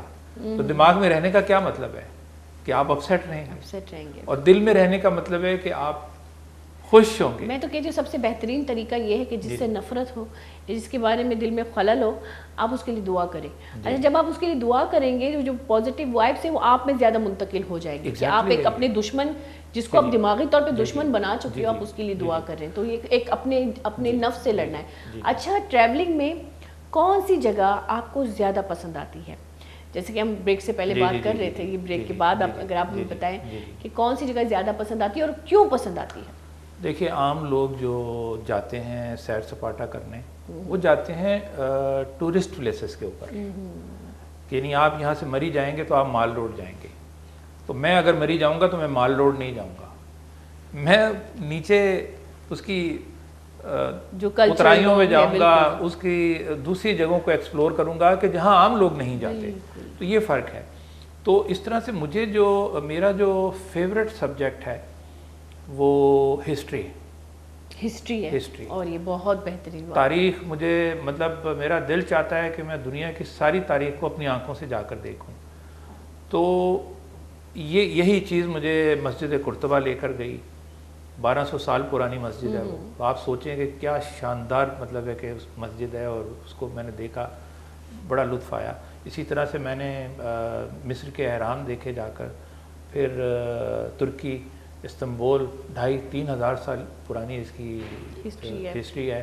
پھر میں انڈونیشیا گیا. میں انڈونیشیا صرف ایک مندر دیکھنے کے لیے گیا. اچھا. یعنی دنیا کا سب سے بڑا اسٹوپا ہے یہ بدھسٹ. تو کیا آپ جانے سے پہلے ان کی ایک ہسٹری پڑھتے ہیں؟ جی جی جی, یہ اچھی بات ہے. دیکھیں پڑھنا بھی شوق ہے, اور یہ بھی پازیٹیو ہے. یہ بہت یعنی اگر آپ اپنی ساری توانائیاں ان چیزوں کے اوپر لگاتے ہیں تو آپ کو یہ شوق کی تکمیل.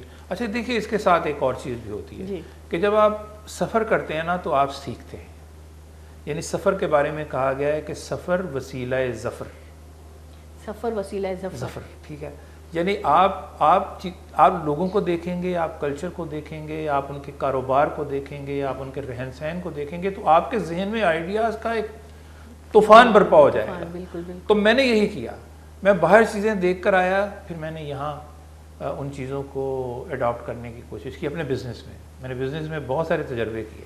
ڈیجیٹل پرنٹنگ, یعنی وہ ڈیجیٹل پرنٹنگ ہم آج کل کر رہے ہیں کہ جس سے آپ کے یہ سیٹ ڈیزائن جو ہے وہ آپ جیسا چاہیں سیٹ ڈیزائن بنا لیں. تو یہ میں نے باہر دیکھا. اچھا, یہ مطلب آپ ڈیجیٹل پرنٹنگ بھی کرتے ہیں؟ جی جی, مطلب جس میں آپ کو ہم اکثر دیکھتے ہیں, اچھا آج کل تو فرشوں پہ یہ آ گیا ہے. جی بالکل, ڈیجیٹل بالکل اس سے آگے کی چیز ہے جو میں کر رہا ہوں. اچھا, ٹھیک ہے. تو یہ چیز میں نے دیکھی جا کر نا, یعنی میں چائنا گیا, میں نے ایگزیبیشن میں وہ مشین دیکھی کہ جو یہ پرنٹنگ کرتی ہے, وہ گلاس کے اوپر ڈائریکٹ یہ جو آپ کا ٹیبل ٹاپ ہے اس کے اوپر ہم پرنٹ کر دیں گے, اور جو چاہیں پرنٹ کر دیں. تو یہ جو نالج ہے یہ آپ کو آگے لے کر جاتی ہے. یعنی مسلمان کیسے دنیا پہ کنٹرول کیا, کیسے کیا انہوں نے راج پورے 1400-1500 سال تک. یہ تو آخری 200 سال تھے کہ جس میں ڈکلائن شروع ہوا اور ہم پیچھے رہ گئے. اور وجہ یہ تھی کہ ہم نے وہ راستے چھوڑ دیے کہ جس پہ چل کر مسلمان جو تھے وہ, یعنی مسلمان عرب پیننسولا سے نکلے اور چین تک پہنچ گئے, سینٹرل ایشیا تک چلے گئے, افریقہ پہنچ گئے, انڈونیشیا اور ملیشیا تک پہنچ گئے. تو اس پورے وہاں جو تاجر گئے ہیں وہ واپس آئیڈیاز لے کر آئے ہیں, اور اس کے نتیجے میں جو کاروبار تھا, جو اکانومی تھی وہ مسلم کنٹریز کی, وہ اس انتہا کو پہنچ گئی کہ وہ سپر پاور بن گئے. یعنی اوشین ٹو اوشین جو تھی وہ مسلمانوں کی حکومت تھی اس دور کے اندر. اور اس کے پیچھے جو تھا وہ ان کی کامیاب تجارت تھی, اور کامیاب تجارت کے پیچھے جو تھا وہ یہ ٹریولنگ تھی کہ آپ نے وہاں سے سامان لیا, انڈونیشیا میں بیچا, انڈونیشیا کی چیزیں جو تھی وہ مائگریٹ کرنا بھی بہت بڑی ایک خدا کی رحمت ہوتی ہے, اور اس میں بہت بینیفٹ ہے, بہت فائدہ ہے. یہ نہیں, ہجرت تو دیکھیں نا, یہ تو سنت ہے کہ اگر آپ فرض کیجئے کہ آپ کو بلوچستان کے اندرون کسی اجاڑ علاقے میں چیزیں نہیں مل رہی, تو آپ ہجرت کر کے دوسری جگہ جائیے اور وہاں پر اپنا روزگار تلاش کریں. جیسے میں نے آپ کو بتایا تھا کہ 850 کلومیٹر کی کوسٹل ہائی وے ہے کراچی سے لے کر, اور اب یہ پوری جو ساحلی پٹی ہے اس کے اوپر طرح طرح کے بزنسز ہو سکتے ہیں. اب یہ کیسے پتہ چلیں گے آپ کو؟ اب آپ جائیے دنیا کے ان ممالک کے اندر کہ جہاں پر یہ کوسٹل ہائی ویز ہیں, انہوں نے کیا کیا ہوا ہے. تو ٹورزم یہاں پر ہو سکتا ہے, ہوٹلنگ یہاں پر ہو سکتی ہے, فشنگ یہاں پر ہو سکتی ہے, آپ دستکاری کی بہت ساری چیزیں جہاں جہاں جو کچھ ہو سکتا ہے وہ آپ کر سکتے ہیں. جب آپ کے پورے پاکستان میں رنگ برنگی چیزیں ہیں, کلچر ہے, ان کلچر میں جب آپ دیہات میں جائیں گے, سر دستکاری کی آپ نے بات کی, تو وہ لوگ تو ماشاءاللہ دستکاری میں اتنے ماہر, اور بلوچوں کا جو پہلے تو ذریعہ معاش ہی یہ مچھلی اور دستکاری تھی. لیکن اگر ہم ابھی بھی بلوچستان میں عورتوں کے پاس جائیں تو اتنی خوبصورت دستکاری جو یہاں پہ ان کی قیمت ہوگی 40-50 ہزار, وہ عام قیمتوں پہ جو ہے وہ سیرے ہوتے ہیں, تو ہم ان کو جمع کر سکتے ہیں, پنجاب سے لوگ جمع کر سکتے ہیں. ایک بہت بڑا مطلب دنیا کی ایک پازیٹیو ایک رائے ہمارے بلوچستان کی. میں آپ کو ایک مثال دیتا ہوں. جی میں شنگھائی گیا. اور اب شنگھائی میں جا کر مجھے کیا چیز دیکھنی تھی, کیا وہاں ان کے شاپنگ مال دیکھوں؟ تو وہ تو بالکل ویسے ہی ہیں جیسے یہاں پر ہمارا ڈولمن مال ہے, ٹھیک ہے, یا کوئی دوسرا مور اور لیس ایسے ہی ہیں, تھوڑے سے ایڈوانس ہوں گے. تو ظاہر ہے کہ شاپنگ مال میں میرا انٹرسٹ بالکل نہیں تھا. تو میں وہاں پھر تلاش کرتا ہوں کہ یہاں پر اینشینٹ کیا چیزیں ہیں. پرانے قدیم کون سی چیزیں ہیں. تو میں نے دیکھا ان کی گائیڈ میں کہ اینشینٹ ولیج، یعنی شنگھائی کے چاروں طرف انہوں نے 5-6 اینشینٹ ولیج جو ہے وہ بنائے ہوئے ہیں. تو ان میں سے ایک میں نے چوز کیا اور میں وہاں پہنچ گیا. اب وہ اینشینٹ ولیج نہیں تھا، ہوگا مطلب یہ کہ جیسے مثال کے طور پر اگر ہم کراچی سے باہر نکلیں تو کوئی چھوٹا سا گاؤں جو ہے وہ 100 سال پرانا ہے یا 200 300 400 سال پرانا ہے، تو یہ اس اعتبار سے تو وہ قدیم ہو گیا.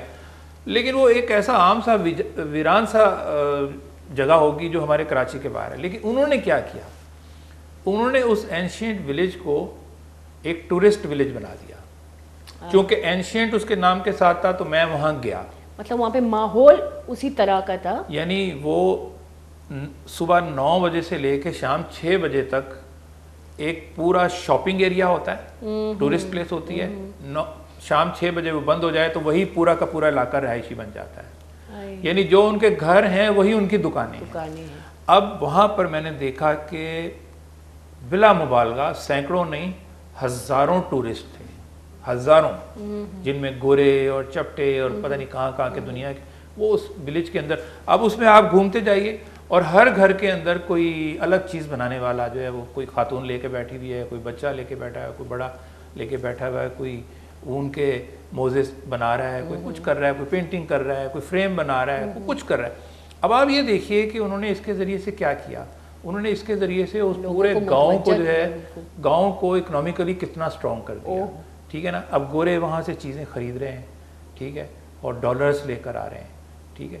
میں نے یہ 2018 کی میں بات بتا رہا ہوں کہ ایک ہوتی ہے ایکسپورٹ جو ایک کنٹری کرتی ہے ایکسپورٹ، ایک ایکسپورٹ کہلاتی ہے ٹورسٹ ایکسپورٹ. یعنی کہ ٹورسٹ آپ کے ملک میں آیا اور اس نے کتنے پیسے کی چیزیں خرید کے وہ باہر لے کر گیا. اور یہ سب سے بڑا بینیفٹ ہے ایک ملک کے لیے، سب سے بڑا پروفٹ. تو 450 بلین ڈالر کی، میں اگر اس پہ غلطی نہیں کر رہا ہوں فگر کے اوپر، اتنے پیسوں کی چیزیں جو ٹورسٹ آئے تھے وہاں چائنا میں، یا وہ بزنس کرنے کے لیے بزنس ٹرپ تھا، کچھ تھا، لیکن وہاں انہوں نے چیزیں خریدی اور وہ لے کر گئے. اچھا سر، آپ کی بات میں کاٹتی چلو. یہاں پہ پاکستان میں اگر آپ دیکھیں تاریخی مقامات کی کا بھرمار ہے.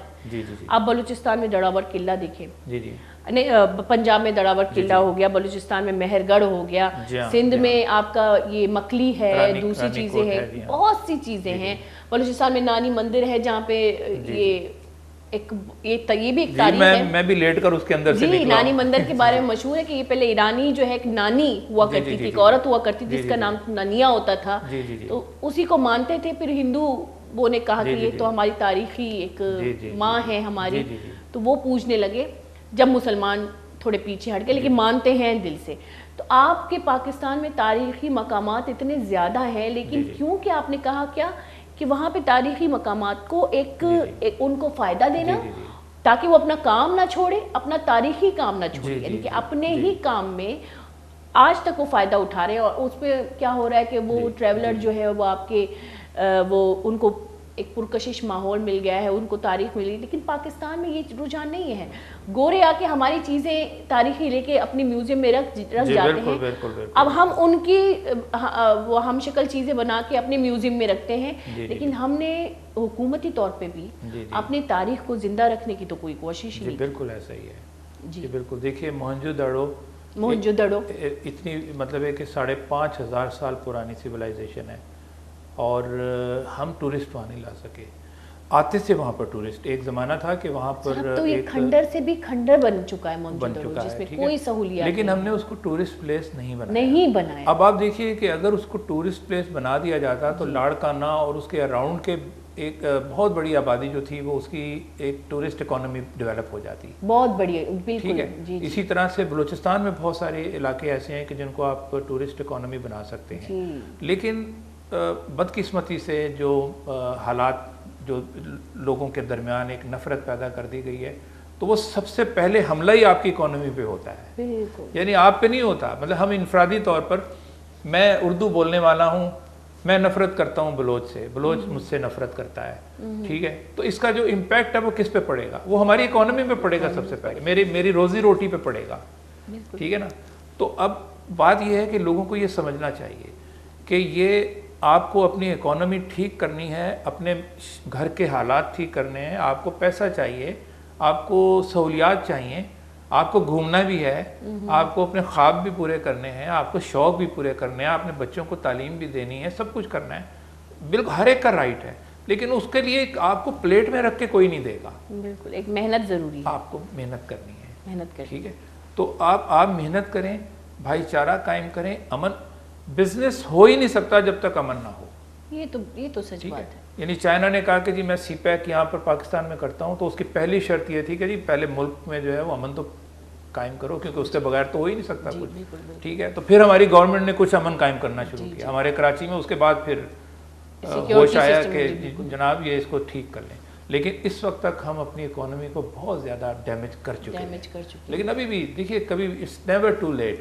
آپ کبھی بھی یہ فیصلہ کر لیں کہ یار ہم نے ٹھیک کرنا ہے تو کر سکتے ہیں. مگر وہی بات ہے کہ اس فیصلے پہ قائم ہونا اور دوسروں کو آمادہ کرنا کہ وہ قائم ہو سکے، میڈیا کی ذمہ داری ہے وہ سب سے بہت بڑی. اچھا میں ابھی کہتی ہوں کہ پاکستان کو اگر بچانے میں سب سے بڑا ہاتھ ہوگا وہ میڈیا کا ہوگا.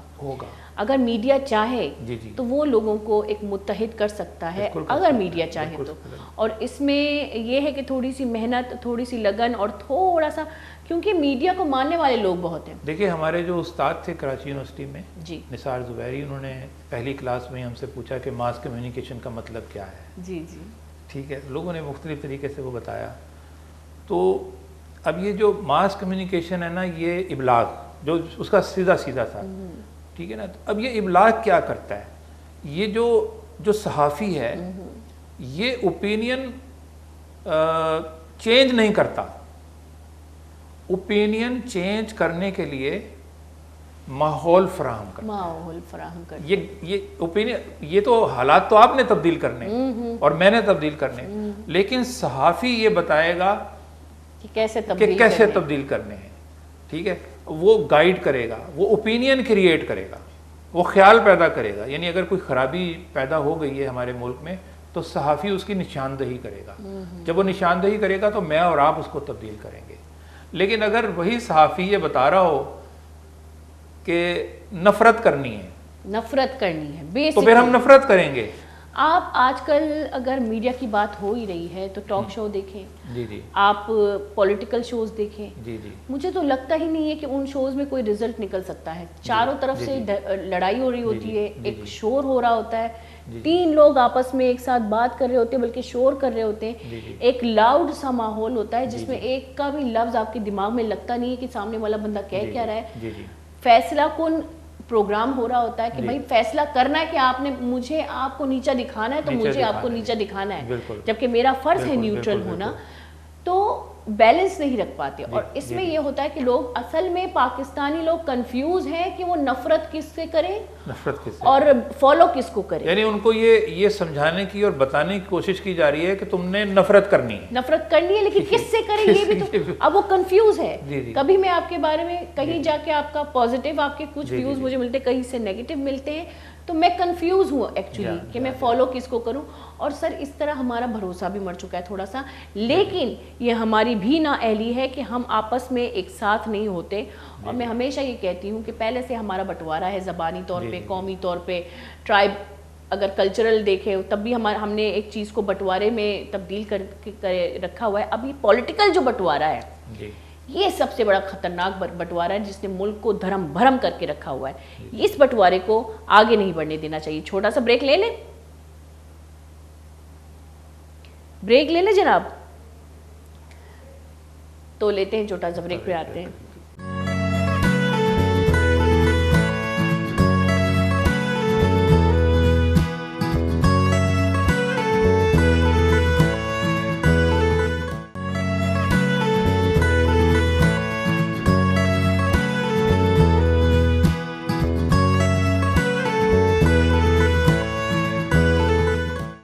واشد کے گولی چاروں کا بریکن جسانیاں چکی واجہ گپا ہے وتی باریاں.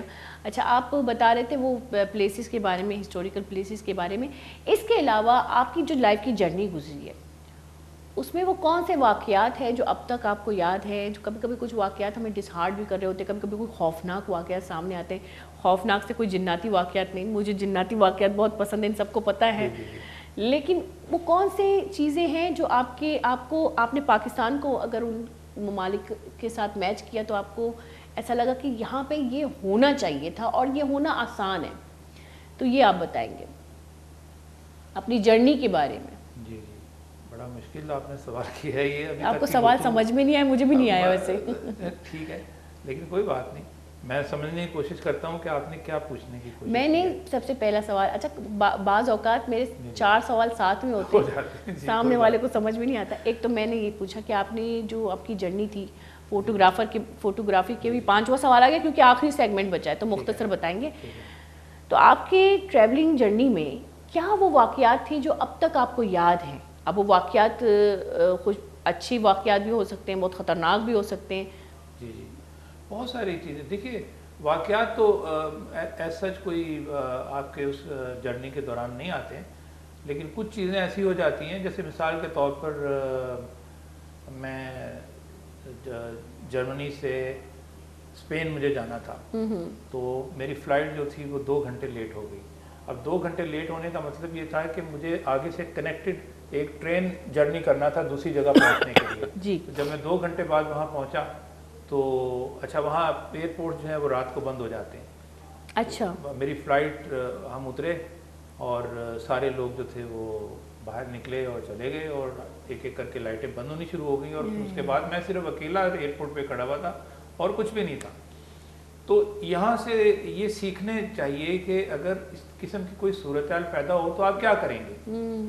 ٹھیک ہے، تو اب میں نے پیدل چلنا شروع کر دیا. اب پورا ایئرپورٹ جو تھا وہ مطلب اندھیرا ہو گیا کیونکہ وہاں اس کو انرجی کو بہت سیو کرتے ہیں وہ لوگ. تو اب چلنا شروع کیا، چلتا گیا تو وہ ایک پیرالے سامنے سے ایک ٹیکسی والا آ رہا تھا، اس نے میرے قریب آ کے روکا اس نے اور مجھ سے پوچھا کہ کہاں جانا ہے. تو میں نے اس کو بتایا. بہرحال اس میں کہنے کا مطلب یہ ہے کہ اس قسم کی اگر کوئی صورتحال پیدا ہو تو مطلب ہے کہ کوئی خوف کی کوئی چیز نہیں ہے. یعنی وہ کچھ نہ کچھ ہو جاتا ہے. وہ اس ٹیکسی ڈرائیور سے میں نے معاملہ طے کیا اور اس نے مجھے وہاں پہنچا دیا. ہم جیسے لوگ اگر ہوتے تو ایئرپورٹ پہ پتہ نہیں مجھے تو کیسی آوازیں آتی کہ بھائی اس چیز کی آواز آ رہی ہے، اس چیز کی.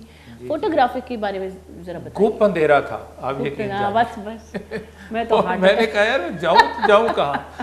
ٹھیک ہے، لیکن بات یہ ہے کہ کوئی ایسی مطلب ہے کہ کوئی خوف زدہ ہونے والی کوئی چیز نہیں ہونی چاہیے. ہر یعنی حادثے کے بعد کوئی نہ کوئی چیز جو ہے وہ ایسی آپ کو ہو جاتی ہے کہ جس سے آپ نکل جاتے ہیں. اور خاص طور پہ ہم جب یہاں گئے تھے K2 بیس کیمپ پر، تو K2 بیس کیمپ سے واپسی پر ہم نے ایک بڑا مشکل راستہ چنا. ایک گونڈوگورولا ایک پہاڑ ہے اور 5900 میٹر بلند، اس کو برف سے ڈھکا ہوا، اس کو کراس کر کے ہم نے دوسری طرف جانا تھا. تو وہاں جانے سے پہلے ہم نے جہاں پر کیمپنگ کی تھی وہاں برف باری شروع ہو گئی اور وہ جو برف باری تھی وہ 5 دن تک جاری رہی.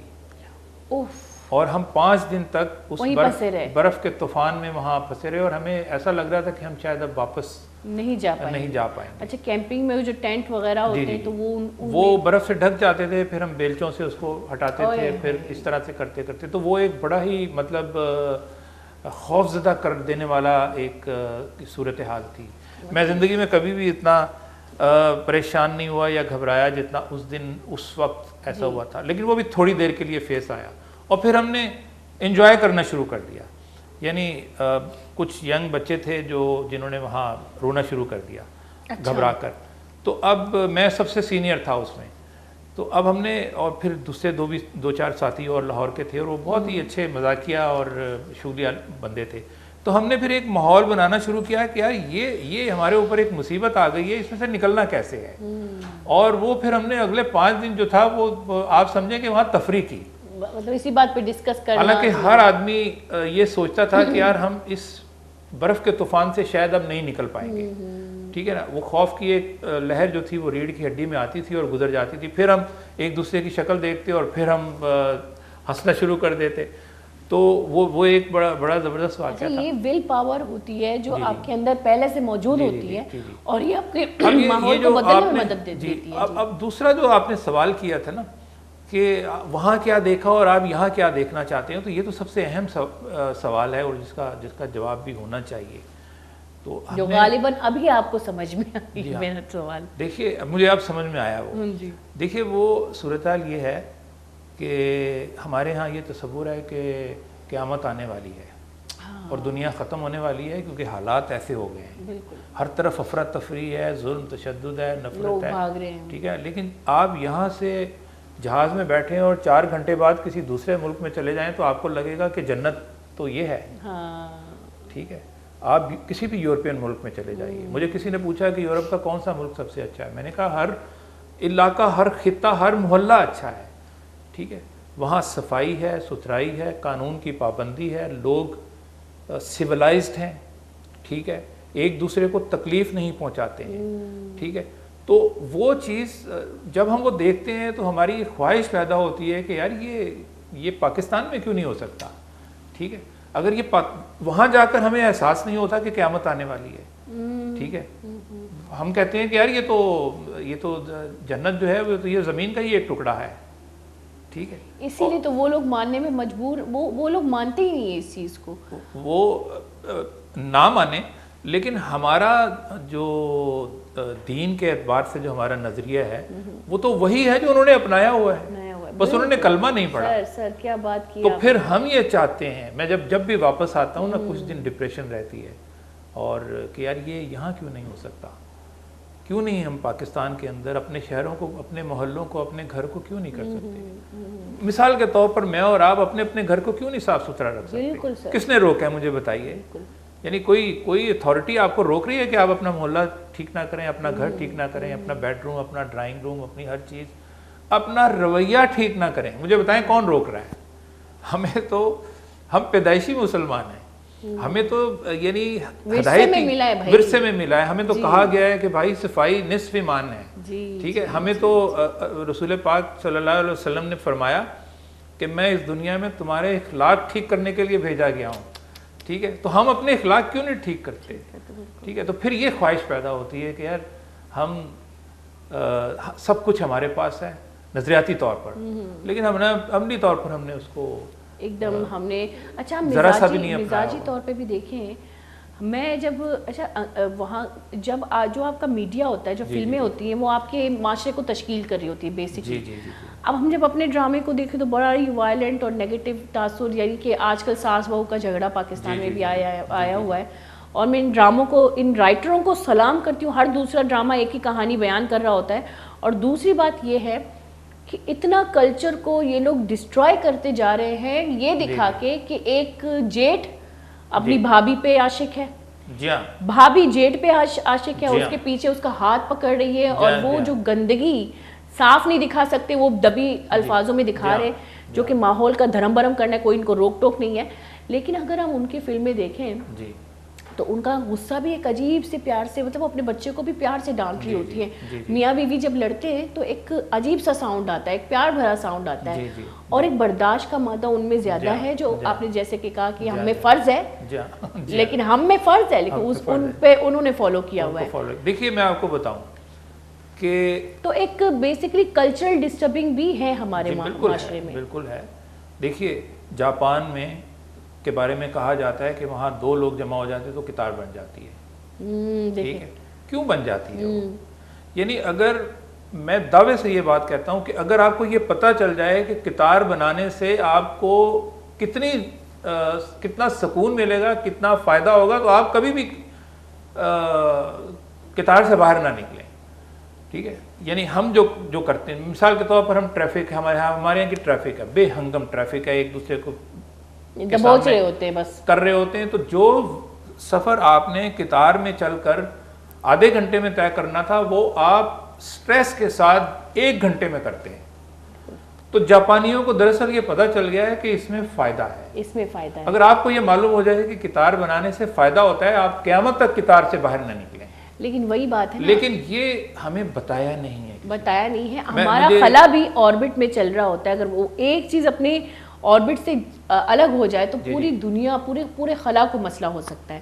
جاپانی سفیر ایک یہاں سے رخصت ہو کر گیا تو وہ ایک تقریب میں, الوداعی تقریب تھی اس کی, تو اس میں وہ کہتا ہے کہ میں یہاں پاکستان میں رہا ہوں اور جو چیز میں نے محسوس کی ہے اور سوچی ہے وہ یہ کہ کسی سازش کے تحت پاکستان کے عوام کو تعلیم سے دور رکھا گیا ہے، تربیت سے، تہذیب سے. آپ دیکھیے یعنی مطلب ہے کہ کتنی بڑی بات کہہ گیا وہ، بہت بڑی بات. اور یہ سچ ہے سر، اس کا یہ تلخ حقیقت ہے ہمارے پاکستان کا. اگر تعلیم دی بھی جا رہی ہے تو اس کو مذہبی تربیت سے، اور مذہب کو تو ایسا آج کل کے بچوں کے سامنے مذہب کو ایک ایسا جیل بنایا گیا ہے کہ ان کو لگتا ہے کہ اس بارے میں پڑھیں گے تو ایک جیل میں بند ہو جائیں گے. مجھے آپ ایک بات بتائیے، میں ایک پڑھے لکھے علاقے میں رہتا ہوں جی، کھاتے پیتے لوگ ہیں وہاں پر. کیا ایسا ہو سکتا ہے کہ میرے سامنے والا اپنے گھر کا کوڑا کرکٹ ایک تھیلے میں جمع کرے اور میرے دروازے پہ رکھ جائے؟ دیکھیں یہ ممکن ہے؟ یہ تہذیب کے خلاف ہے. یعنی ٹھیک ہے، لیکن ہم کر رہے ہیں، ٹھیک ہے. کیا میں گاڑی پارک کرتے وقت میں گاڑی چلا رہا ہوں، اس کا مطلب ہے کہ میں گاڑی رکھنے کے وسائل رکھتا ہوں اور میں مالدار آدمی ہوں، ٹھیک ہے، میرے پاس تھوڑی بہت نالج بھی ہوگی، تو کیا مجھے نہیں معلوم کہ میں یہ غلط گاڑی پارک کر رہا ہوں، اس سے پیچھے لوگوں کو اذیت پہنچے گی؟ بالکل ٹھیک ہے. تو یہ فرق ہے. یہ باہر ہم دیکھتے ہیں کہ یعنی میں آپ کو ایک مثال دیتا ہوں. ٹوکیو میں ایک چوراہا ہے، اس میں 6 یا 8 راستے ہیں، یعنی ہر طرف سے، اور بلا مبالغہ ہر سائڈ سے 200، 250، 300 بندہ جو ہے نا اس ایک وقت میں کراس کر رہا ہوتا ہے، ادھر سے بھی اور ادھر سے بھی. اور وہ اپنی جگہ پہ کھڑے ہوتے ہیں اور یلو پٹی ہوتی ہے، اس کے ایک قدم کسی ایک انسان نے اپنا ایک قدم باہر نہیں نکالا ہوتا. جب سگنلز کھلتے ہیں تو وہ 250-300 آدمی ادھر سے یوں آتا ہے اور ادھر سے اتنا ہی آدمی آتا ہے وہاں، ٹھیک، اس سے شاید زیادہ تعداد ہوگی، لیکن کوئی شخص افراتفری میں وہ روڈ کراس نہیں کرتا ہے، ٹھیک ہے. اور اگر کسی کا بازو ٹکرا جائے کسی سے تو دونوں کھڑے ہو کے 3 دفعہ جھک کر ایک دوسرے سے معذرت کریں. اوہو زبردست. ٹھیک ہے، مطلب کوئی کسی کو بلیم نہیں کرے گا بلکہ دونوں ایک دوسرے کو بلیم کریں گے. اور یہ ہوتی ہے ایک فطری تربیت جو ہمارے پاس ہے لیکن ہم اس کا استعمال نہیں کرتے. ہم نے کتابوں میں رکھا، ہم نے کتابوں میں رکھا، طاقوں میں سجا دیا اس کو. ٹھیک ہے. کئی حضرات میرے موبائل فون کے اوپر صبح 5:30 بجے حدیثوں کے میسج بھیجتے ہیں، ٹھیک ہے، ٹھیک ہے. میں سوچتا ہوں کہ یار یہ یعنی اتنی اویئرنیس ہے حدیث کے بارے میں، قرآن کے بارے میں، لیکن عملی طور پہ تو وہ کہیں بھی نظر نہیں آ رہی. عملی طور پہ وہ جو باہر نکلتے ہیں تو وہی نکلتے ہیں جو نہیں نکلنا چاہیے. اچھا سر، کیونکہ ہمارے پروگرام کا وقت بالکل ختم ہوا جاتا ہے، میں آپ سے ایک مختصر سا میسج، آپ کے سفر طویل نے ویسے بلکہ سفری تجربے نے ہمیں آج بہت فائدہ پہنچایا کہ ہمیں دوسرے ممالک کے اصول و فرائض بھی پتہ چلے جو ہمارے ملک میں مذہبی طور پہ یا قانونی طور پہ ہونے چاہیے لیکن ہے نہیں. تو آپ ایک مختصر سا میسج کیا دیں گے؟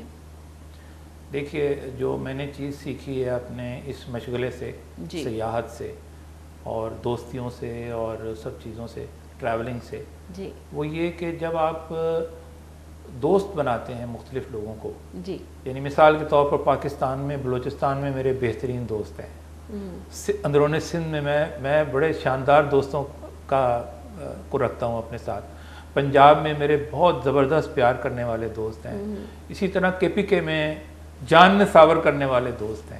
تو آپ مجھے بتائیے کہ کیا میں ان سب زبانیں بولنے والوں سے نفرت کر سکتا ہوں؟ نہیں.